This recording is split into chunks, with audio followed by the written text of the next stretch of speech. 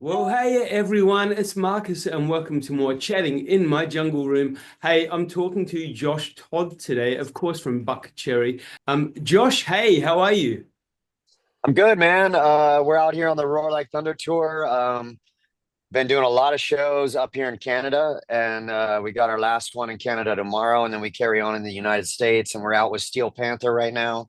And Yeah. it's been a fun package. We actually did that package in Australia, not too long ago, but it's been a lot of fun, and the record's really great. Drops June 13th, and we're getting a great crowd response from the songs that we have released so far, which are Roar Like Thunder, Come On, and Set It Free. So it's been going good.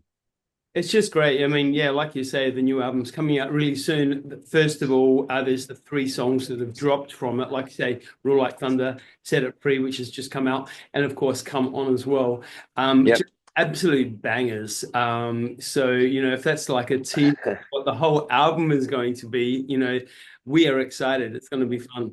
Raw Like Thunder, of course, is the name of the album. Yeah, on tour. Is there chats of a tour coming to Australia? Yeah, we're working out the whole international landscape, not just Australia, but over in Europe and Japan and all that.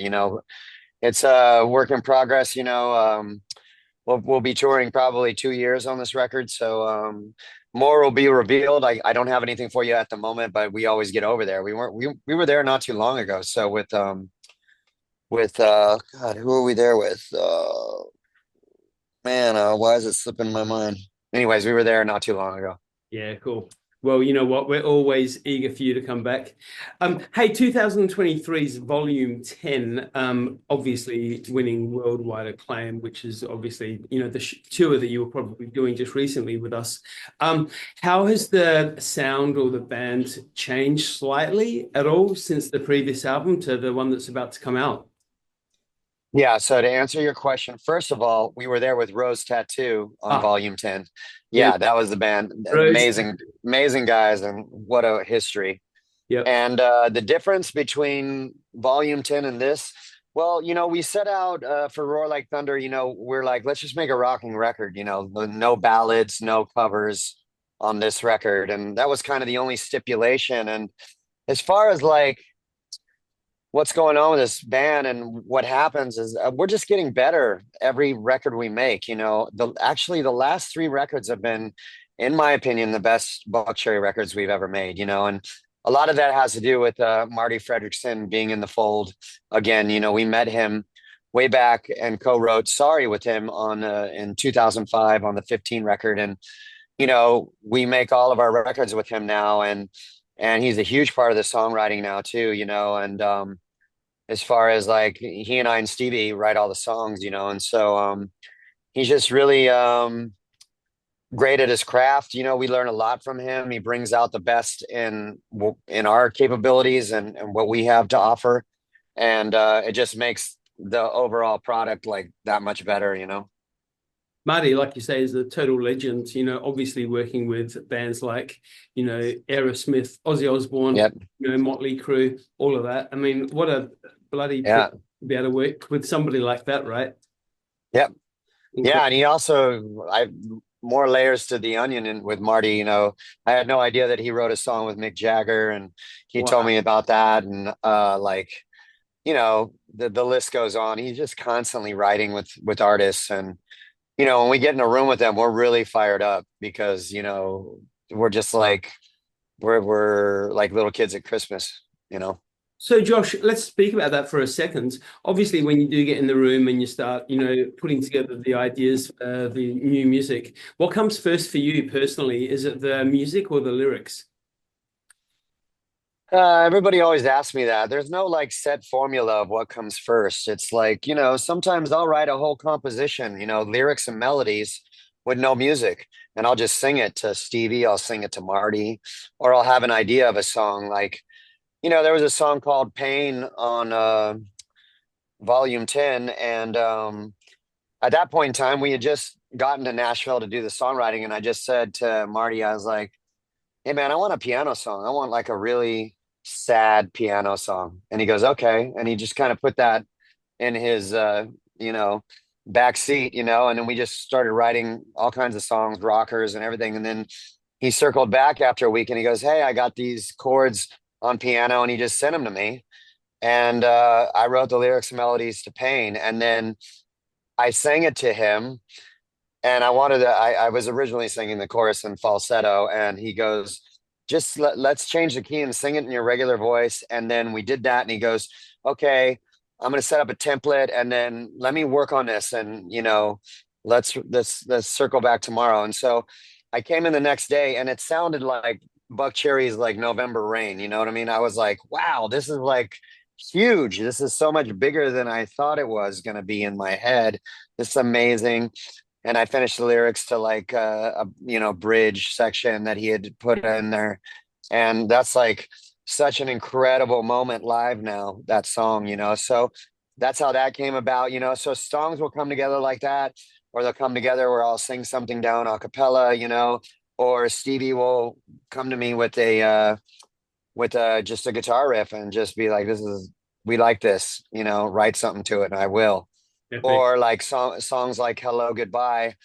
um Marty had come up with the music and he had a melody and everything, and so we just loved it, and I just started writing to his melody, and it worked out. And the good thing about this whole formula that we got going now is that we're all together, but the best idea wins. There's no like egos, and there's none of that going on. It's just whatever's the best for the song, whatever makes the song the best it can be. And it can take a while to get to that point, with a group of people. But Yeah, yeah, yeah, I can. And yeah. sometimes it never happens. That's a whole nother tangent we can go down. Hey, Hmm. with the new album, obviously, like you say, all penned by yourself, by Stevie D, and Fredrickson. But is there a personal song on that album that you apart from the three that have dropped already, is there another song on there that you're really looking forward to people hearing that, favorite? Well, they're all personal to me because they come from my head, but I try to craft it in a way that, I can attach something personally to it, but craft it in a way where I feel like a large audience can relate to it. That's always the challenge writing songs. But there is a song called Blackout on the record.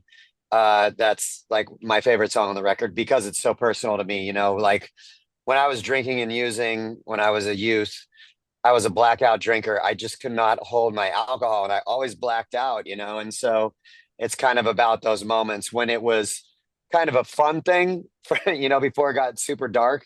But yeah, that's my favorite song. Awesome. I look forward to hearing that. Hey, let's go back to Yeah. the early days, Josh. Who were you listening to when you were growing up that, really inspired your love of, the rock heavy music?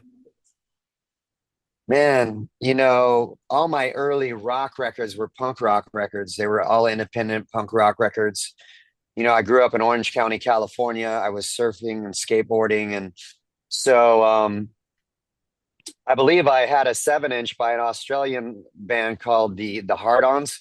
Uh-huh. Uh, yeah, and there was a song called Surf on Me Face. And so yeah, there was that. But I listened to like Black Flag and 7 Seconds and GBH and the Toy Dolls and Yeah. the list goes on, Rudimentary Peni and all these crazy, independent records, Pillsbury Hardcore Blast, SNFU, stuff like that. And then it wasn't until I was like 16 where I heard my first major label rock record. So I was kind of a late bloomer to rock music, and those early records were like Led Zeppelin and Metallica and Aerosmith. And then I finally heard Back in Black. And then I was just like, this is a fucking mother load. This is amazing. And to this day, I think, AC/DC is the best hard rock band that ever lived. I mean, they're incredible. And that was a real moment for me. And then I just became,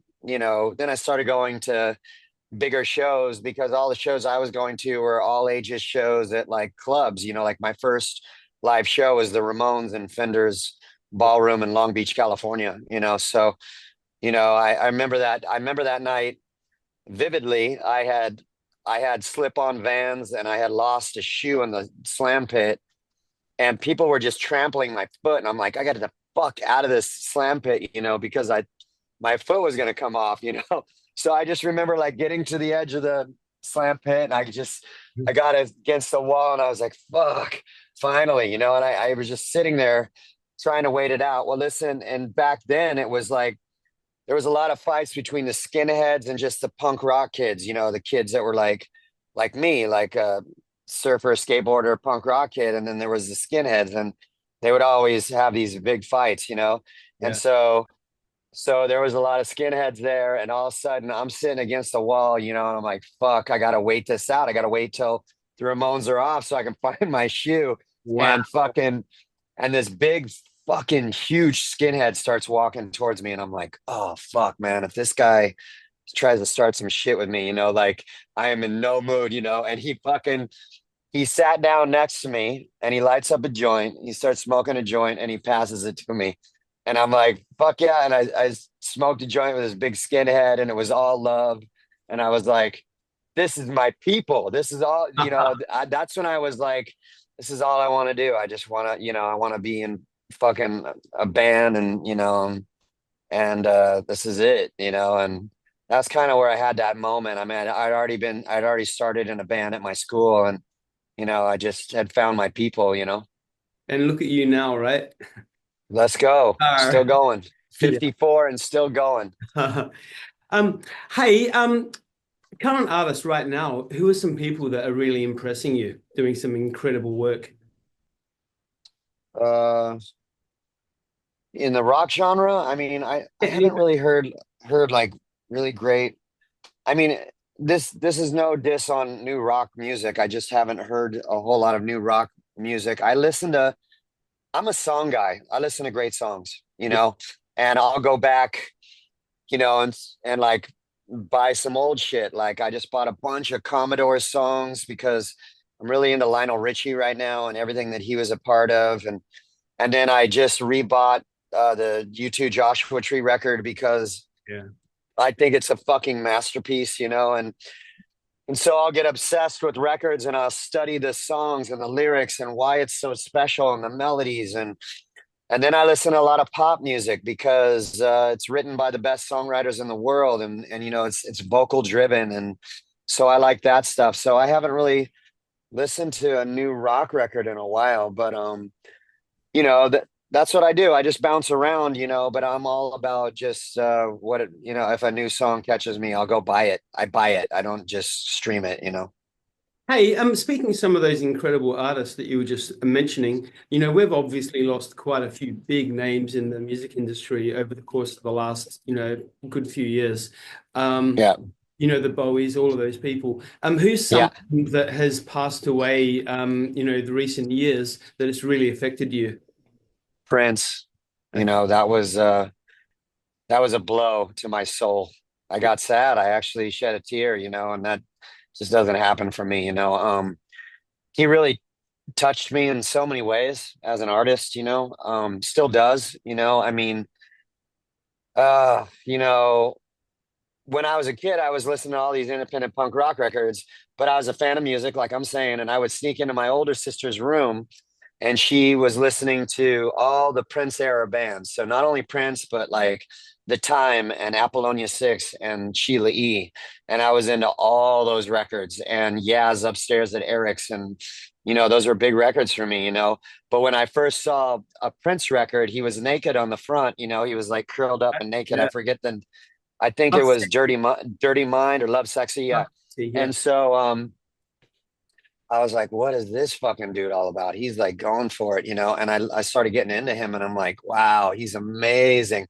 And then, I had a fake ID when I was 17. They were selling, we had this guy who made up these fake birth certificates at school. You could buy them and get a fake ID. And I was going to 21 and older clubs with my sister on the weekends. So I would go dancing. Here I was, this like surfer, skateboarder, hard like punk rock kid.